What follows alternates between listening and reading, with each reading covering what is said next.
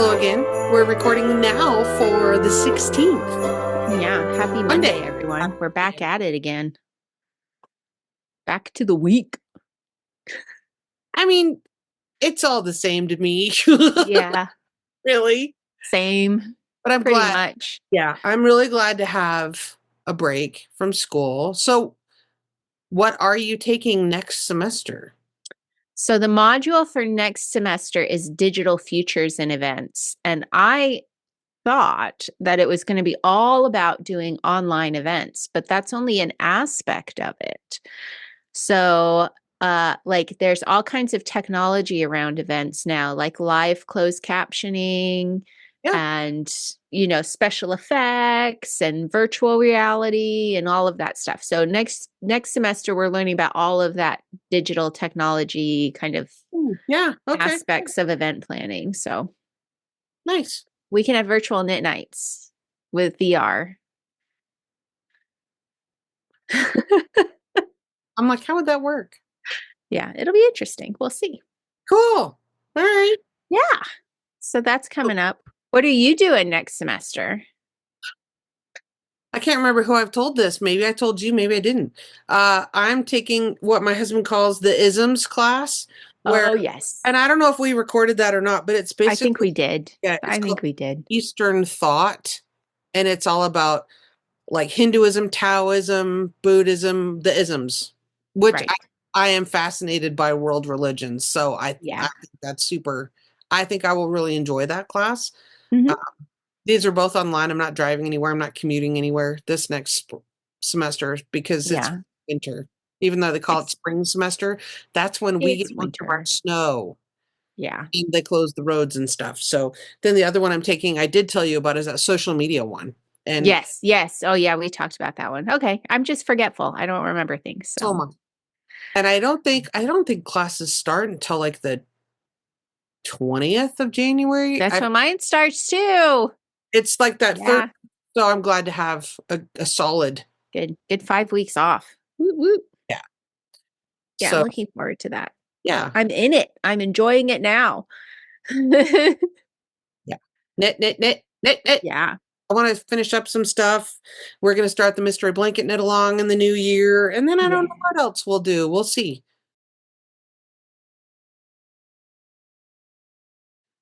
Oh, I wanted to share with that about the mystery knit along because the knit along calls for Berroco vintage, which is only 40% wool. And you, of course, were talking about how, with Afghans and stuff, you want to be able to wash them. But Berroco also has ultra wool, which is 100% superwash wool. So if you do want a 100% wool, Berroco also has that wool. It's the same size, same length per ball, a million colors also there. So there is that option too. And I was reminded of that wool because that's what Abby's doing her knitting project out of for her hand knitting class. And I was like, ooh, when I was squishing on it and stuff. And yeah, so, and it also had me being like, ooh, maybe. And I was like, Anne, you have too much going on. Settle down. It's only a block or two a month. It's not. I know. Okay. I have like 11 unfinished objects. And in that corner of my room, there is this much by this much of kits of things that are things I already want to do, where I have the pattern and the yarn and the whatever. I have a lot. I have a lot, Jana. And I do think it is beautiful and people should do it. Because if I had to guess, I would say it's going to be a wonderful opportunity to learn lots of different stitch patterns and things like that. Yeah, it is. It is kind of a skill builder sort of a thing. Yeah. And I think those are great. Those are really fun Afghan projects to do. Yeah. And like it is designed with beginner in mind. I think a beginner to intermediate, adventurous beginner, we'll say. Yeah. So I'm excited about that. Yeah, I'm excited for you. And I can't wait to see it develop and how, I want to see everybody's colorways and I want to see how they come together. And I think it's going to be awesome. Do it. And you're like, I have 11 webs. I'm like, why are you counting? Just roll with it. I don't feel the need to count. Yeah. So I don't. Yeah. There you go. There you go. Okay then. Yeah, today's going to be a little bit shorter of an episode today because we record 2 in a day, and sometimes we just need to move on with the things that need to happen on that particular day. Yes. We had a nice long chat between the two today. So it allowed me to catch up with my knitting. So I am ready to show you.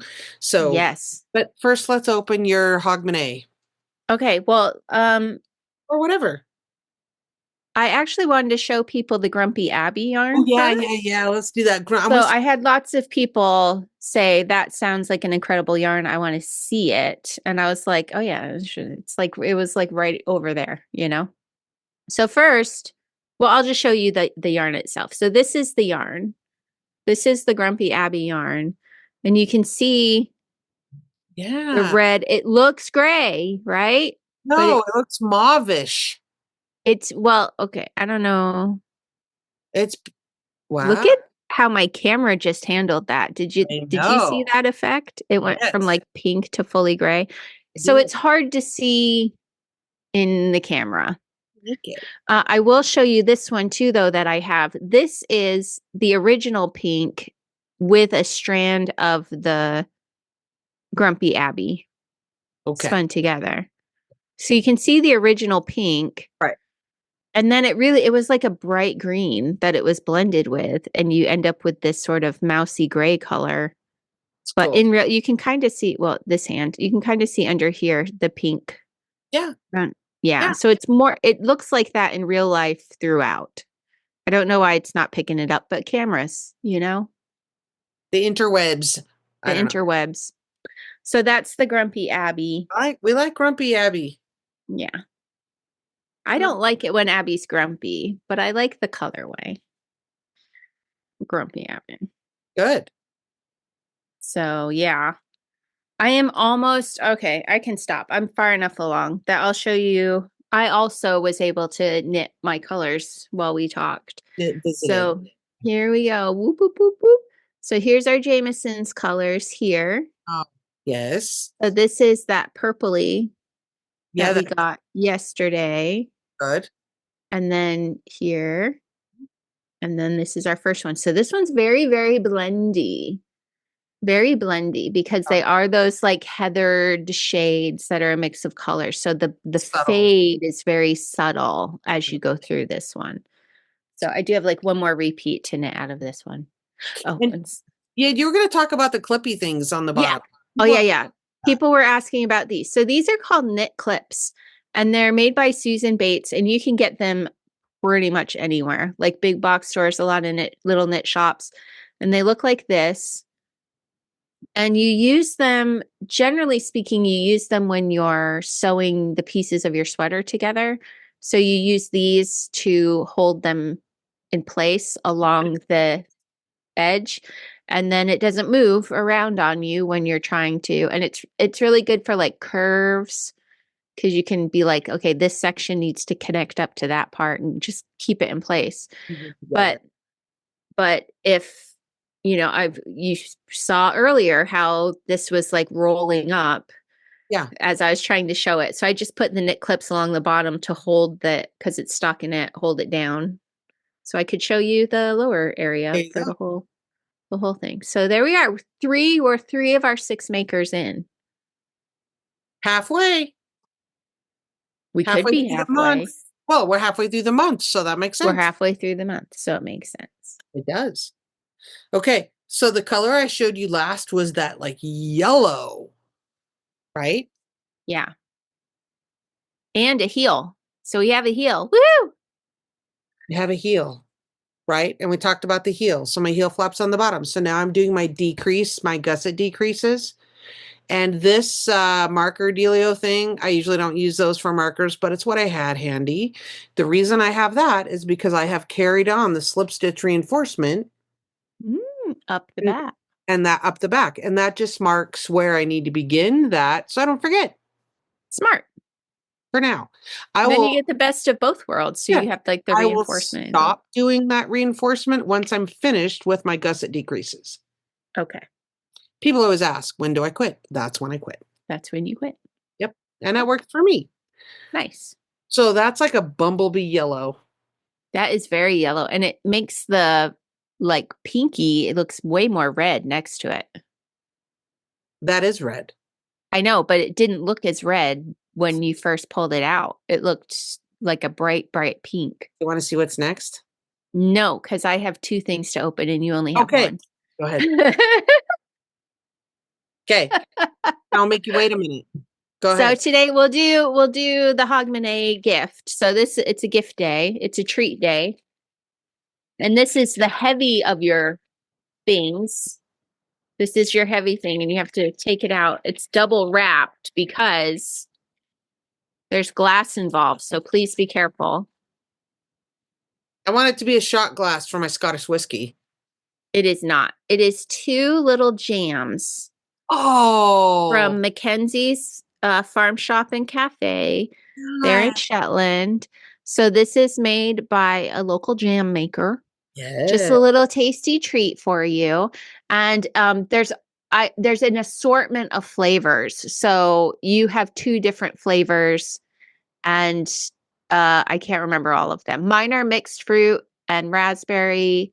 There was strawberry. I want to say there were 2 other flavors too. So everybody got a different selection of jammies. So have a little sweet treat, get caught up on your rows. Tomorrow we'll open our first yarn and then we'll open our second yarn in 2 days and then we can start knitting again. Okay, cool. Cool. Okay. Okay, now show us your stripe. All right, now you want to see the next color. So after the crazy yellow, we have our neutral again, and then do you want to guess? I don't even think you could guess. Have we had any purple at all? Or Not blue? Just this one kind of bluey blue. Kind of bluey blue. I don't know. I feel like with the red and the yellow, we're getting more into like the primary colors. But I don't even know. Like a blue, I just don't know. What? Or green. Go figure. What is happening with these colors? I don't know. You'll have to stay tuned until tomorrow. So I'll knit the green stripe and then we'll see. Oh my goodness. There is no rhyme or reason. I have seen some people that have started to correspond a little bit. Like I've seen this peachy sort of a color. And then the greens and the so we'll see. All right. Until tomorrow, because that's what's gonna happen. Yeah. Interesting, huh? Now I'm gonna knit. And I'm gonna try to knit this afternoon to get caught up with my other heel and get my second sock to the same place. So that Okay. I think it's a natural day today. I think we do 3 colors and then a natural. That's been the pattern so far. For your silly sheep box? Yep. For our silly sheep. So I think it's going to be another natural. I think you're right. And I'm right. See, at least you have some predictability. Oh. That's all right. Oh, by the way. You're not going to show us what you just done? I'm not going to show you real quick. I forgot to say, yesterday was the day when I have 2 packages for yesterday. So if you're doing the silly sheep box and you did not have a day 15, let us know. I know this is the next day and you probably already contacted Becky, but if you don't have a day 15, please let me know. Like, just send me a picture of the other yarn so I know you're not just like, hey, I didn't get the yarn, just, but someone out there didn't get a day 15 and we're trying to figure out who it was. Okay. So if it's you, let me know. But in the meantime, boom, here's today's color. It is natural Shetland gray. Okay. Let me hold. I wound up the fawn already because I've been using the fawn, but I want you to see the difference. Yes. See now, like when I first pulled it up, I was like, is that fawn again? But when you see it, this is the fawn and this is the gray. So you can see the difference. The two. Yep. So there we have it. Another natural day, which means I'm probably going to get another set of 3 colors tomorrow. What have we show up your basket again? What have we had so far? It's a mess. It's a mess because I started using it. So it's just full of different balls of No, color. but we've had a pink, we've had some pinks, we've had Yeah. purples, we've had So green. there's pinks, there's greens, there's the Xanthoria. We had purples was most recent. Maybe you're gonna have Pinks. blues next. I'm hoping for blues and reds. Okay. I guess that's what's left, right? Red or Orange. orange. We don't have any oranges. I do have some orange. So that's another one on my pirouette. I did do an orange already that didn't come in the box. So that's 2 colors. Yeah. But anyway, yeah, orange, blue, and reds. Okay. We'll see. So we'll see if we get all of them. So yeah, I'm looking forward to this. I have 1, 2, 3, 4, 5, 6, 7. I have 7 more days of yarn after today. Okay. All right. So we are, like I said, 10 days from Christmas. And in my house, we're doing a solstice party thing. So every year, well, I don't know, this has been the last 5 or 6 years, we try to buy a new family board game. Mm-hmm. And sometimes we do, sometimes not. Sometimes it's like we just decide there's nothing we're really into out there that's new, and we kind of revisit some older ones that we have in the game closet, which is also fun. So I was going to share some of our standards or standbys. Okay. I like games that are, this way, if we have guests who are not with us all the time, like at Thanksgiving, for example, my dad and his wife were here. They are not going to sit down and learn something complicated in a 2-hour window. Right. Before it gets dark and they have to go home and do chores. Right. Right. So things that are fairly easy to learn and don't require, like we've talked about Unstable Unicorns. I love that game, but there's a lot of reading. You got to pay attention. It takes a little while to learn. Yeah. We don't want to do that. If it's my dad and his wife, and they're not going to learn that in a 2-hour window. You know what I mean? Yeah. We like Quirkle. That's a fun one. We like Quirkle. I like Quirkle because I can set up my tiles. Have you played it? Yeah. And they're freestanding, so I can knit. Yeah. And then wait for my turn to go around. If somebody takes some space, I can still keep knitting while I'm like surveying the board and deciding where my next move, how I'm going to adjust my plan. Quirkle. QWIRKL. Yep.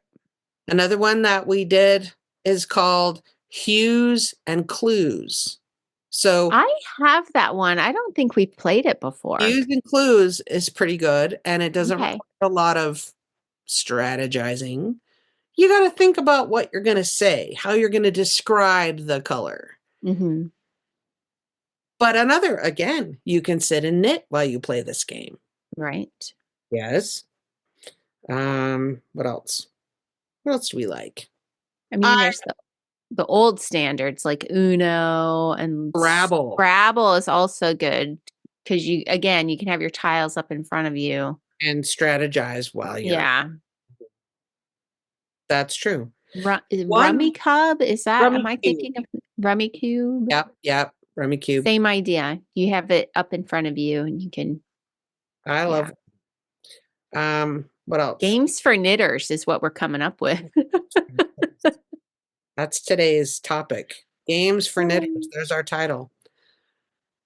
I personally, if it's just you and your significant other, and you don't have a bunch of people, chess. You can sit and stare at that and knit. I like to knit while I play chess. Now, a lot of people don't know how to play chess anymore, don't like to play chess. I do. I'm a chess. We get a little competitive about chess in my. Oh, my. Yeah. Heated. Little bit.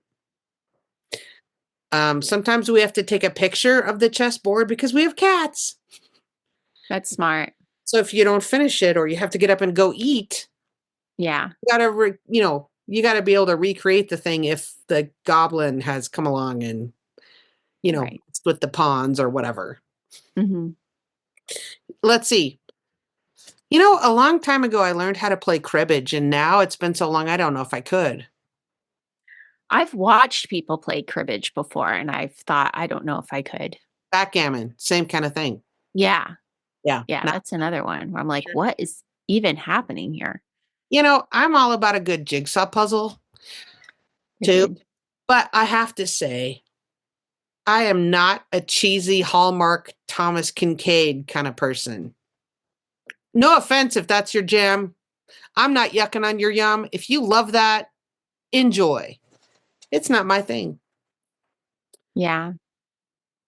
There's a puzzle manufacturer out of Germany, I want to say, that does some good ones. You get the good click factor when you put it in. Oh, Put yeah. the piece in. That's a good feeling. Have you ever done one of those 3D puzzles? Arschbargers or something like that. I don't know. Hirschberger. Hirschberger. I think that's the name of the catalog of the Hirschberger catalog is a big, yeah. Yeah. We have also our library has started doing a puzzle exchange thing. Well, it's not, they're just free. You can just bring they have an area of the library. Oh, you can just bring your puzzles you've made and take one that you haven't done yet. They don't track it at all. It's just a space for people to exchange puzzles, which I think is genius because they're expensive. And once I've done a puzzle, I don't want to do it again. Really? I've solved that puzzle. Give me more puzzles to do. She is purring in my face. I've been sitting here too long. I have clearly not given enough attention to the old lady of the group. Would you do like an all black puzzle? Or all red or one of those kind of puzzle challenges? Maybe. I do enjoy looking for shapes. I see that is one of the ways I solve. I solve for the outside first. Oh yeah, the edges. Sure. And then I start looking for obvious things, like if there's a mailbox and it's there, like put the mailbox where it's going to be and build around it, Yeah. Yeah. But then, most good puzzles, you get to the point where it's hard. Like there's a chunk of blue sky or something, and so that's when everything gets sorted by like, does it have two nubs side to side or, nubs. You call them nubs? Nubs. Innies and outies. Innies and outies. So I'll like sort it by that. And then I'll be like, okay, that space, that corner needs a nub and a nub. So I would look for the ones that have the nubs in the right places, but also maybe a nub down and a nub to the side, So but I'm not going to bother with the one looking at the ones that has like a nub opposite and nothing, So I just like, that's when I start getting technical with it, Oh my word. I'm a joy at parties. Okay, she's doing this. Oh. On my neck. Oh. Mariah. It's acupuncture. She's just purring in my face. No, she loves you. And now she's gripping. I wish you could hear the thunder. She's holding your hand. The rumbling is extreme. Okay. I've been sitting here too long, and she's heavy. I got to push her up let her sit on my desk. She's chunk. A little chunk. Yeah. And then there's the old, canasta. That is just an old person word, like, let alone the game, like just canasta. We're gonna get together with the girls. We're going to play some canasta. Yeah. Have our snacks. Bridge mix. So we'll do fondue. We like to do fondue for Solstice. Oh, you live in 1974. You're playing canasta and you're doing fondue.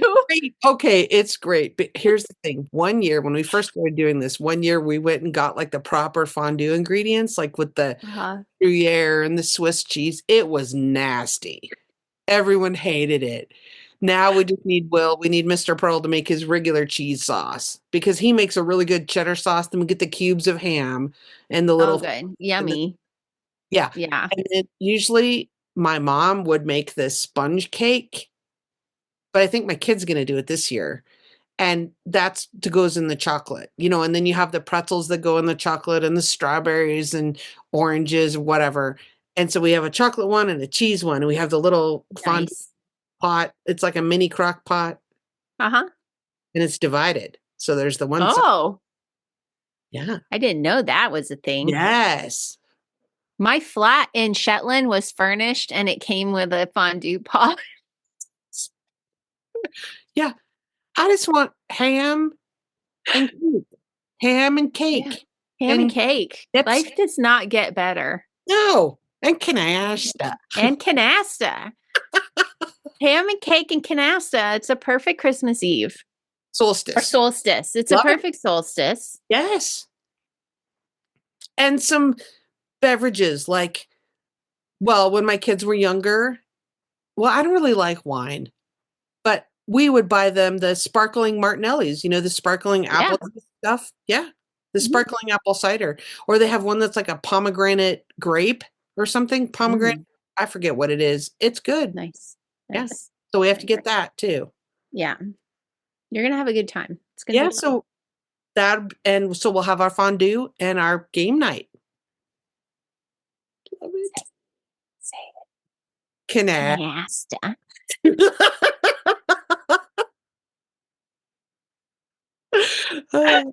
Okay, so what is family game night going to look like at your house? We're not doing it this year. I have outlawed it. Oh, that's right. We're having a year off. Everyone needs to settle down.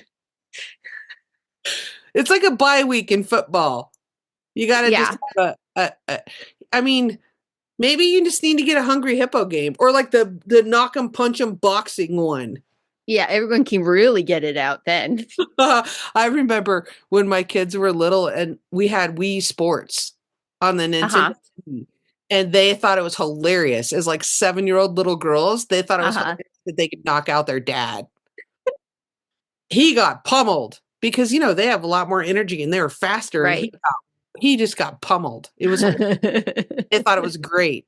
In real life, he's 220 and 6'4". And they're like little girls, little bitty girls, and they're just thrashing Beating him. up his little wee man.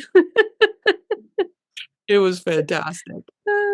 I was the queen of Wii bowling. And the ski jumping one.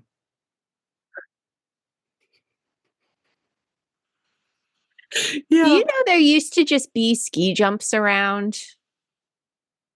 Like, I know that sounds random. So I always ski jump is just such an Olympic type thing. Sure. But like in the 40s, the 30s, like communities would build ski jumps and just have them. Yeah, they just made a ramp off a hay bale or whatever. No, like a hillside. So there's one in the town next to where I grew up. They had a ski jump and it's just a steep hillside and they built the thing to come up off it. Yeah. Like it was a full on ski jump. And so like you could be 7, 9, 15, get out of school. Where are you going? We're going to go to ski jump. And did you go sledding down it? Well, by the time this is like 30s, 40s. This is my dad's generation who did it. So by the time I was a kid, we would drive by it and my parents would point it out and be like, that was a ski jump. That was a ski jump. And then I heard about one of my uncles who rode down on a bicycle. It did an Evel Knievel off there? He broke his leg. Oh, mad. But because it wasn't wintertime, it was summertime, and he did not think things through. But I can't even imagine just being like, oh, the kids are out of school.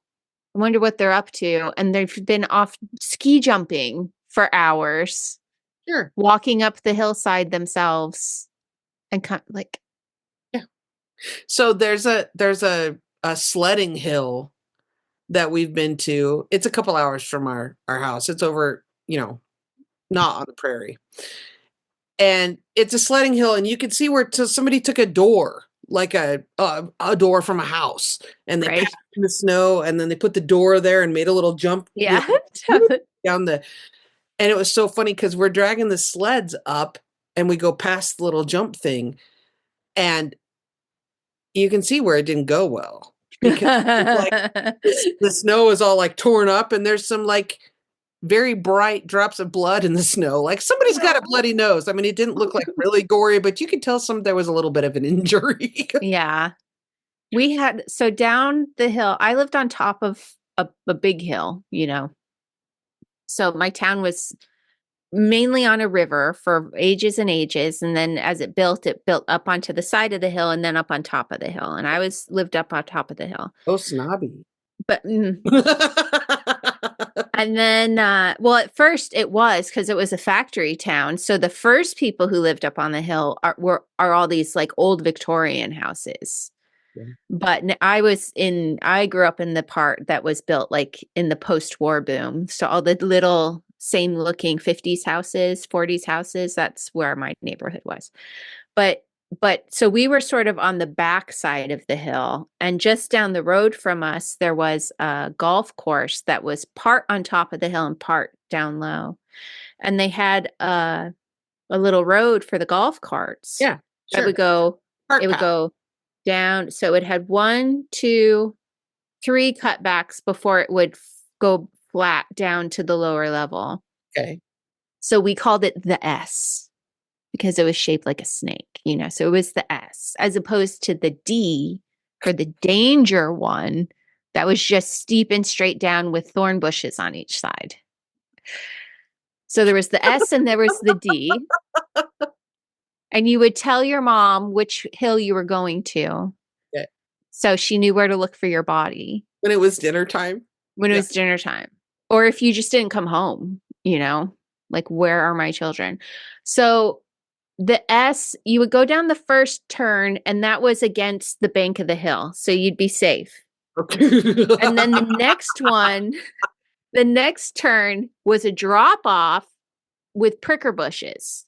And no guardrail. Or anything. And then you were back against the hillside again for the other one, and then you were fine.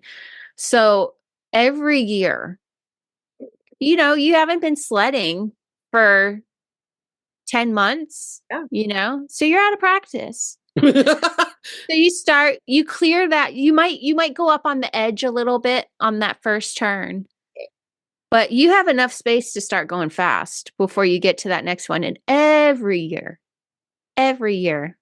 I would end up in those thorn bushes on the first time down. But you only have to do it once, and you remember really quickly how to steer that sled. What kind of, was it like a toboggan with the plastic bottom, or did you have the wooden runner sled? No. Ours were plastic. They were long so as an adult, I could take that sled and put my butt on it, and my heels would reach the front of it. Oh yeah. So it was long enough for 2 little kids, we could sit 2 in it if we wanted to.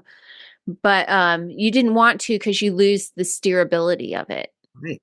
Because you're steering by like angling your butt and your feet. Oh. But really it's just like a long, narrow dish. You didn't lay down frontwards then? Sometimes we would, but you really steer better on your butt.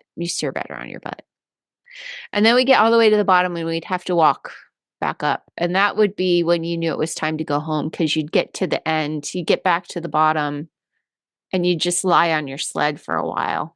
And consider like, oh gosh, now I have to go all the way back up and then walk up the hill to my house. And do I want to do that, or am I done? Yeah, it just felt like a long slog, but then you'd have to, and then you'd go home. I kept sizing Anne off in the prickle bushes. Every year.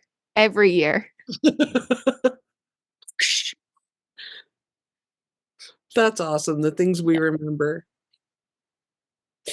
And now, what's interesting to think about, if you went back to that hill now as an adult, you'd be like, it's really not that big of a hill. No, that one is a big one. Even the as an D is adult, not as freaky as an adult to see. It really was just like a straight down. okay. And it was mainly about getting smacked in the face with a pricker bush if you weren't careful. But that one was also a little further to walk. So we mostly just stuck with the S. Interesting. You know. Did you ever take your kids there when they were little to do it? No, it never like lined up with snow and when we were back and when we were staying there and Think about. And when we moved here, the kids were still sort of borderline, as far as wanting to do something like sledding. And I tried to get on the community group for Facebook and be like, hey, where do kids sled here? And I got really unhelpful answers. Like I would have to have been living here for ages. It would have been like saying, oh, take them to the S, and I'm like, where's the S? Yeah, but what I'm wondering is how far is it away now if you wanted to take your kids back to where you grew up and do that? Oh, it's an hour. It's in my hometown. So Totally, you could do that. Yeah, but they now they don't. It would be hilarious. You could make it would be hilarious. It would be hilarious, but they have no interest. None of us like snow. But it would make the snow funner. Work with me, Anne. Okay, maybe not. Party pooper. I'm entertained that you had to drive multiple hours to get to a hill. We did. Yeah, because I live on the prairie. Yeah. There are a couple of hills, but not sledding worthy. Because there's a big hill that goes down into town, for example, but it's like rocky cliffs. There's nowhere to. Oh yeah, that's not going to work. On a toboggan and go. No. That's the great thing about the S was when it wasn't a hill, it was like a dirt road, so it was even. It was all evened out and stuff, and then you get like a good snowpack on top of it. So it's perfect. That's fun. That's a lot of fun. Yeah. Cool. Okay, so viewers, drop a comment down below if you have board game suggestions. Yeah. Easy to learn. Easy, quick to learn. Like for my 86-year-old father. Yeah. Ones that you can open the box and understand in 5 minutes. That's what. And Jana's saying this. I'm the one asking. I'm the one who needs this information. Okay. Because then maybe you could resurrect family game night and not have a hiatus from that. It's on timeout right now. But maybe, if you had a good suggestion, maybe you could unpause. Maybe. We'll see. I'm going to have to confer with everybody, assess feelings, make some people sign contracts, perhaps. To not be temperamental. Yeah. Patience. Overly competitive. That's right. I'm like, wow, calm down at my house, Brings out the best in everyone. It's meant to be fun, remember? That's right. It's fun. Okay. See you tomorrow and we'll see what. Absolutely. Bye, everybody. Enjoy your jam. Enjoy your jam.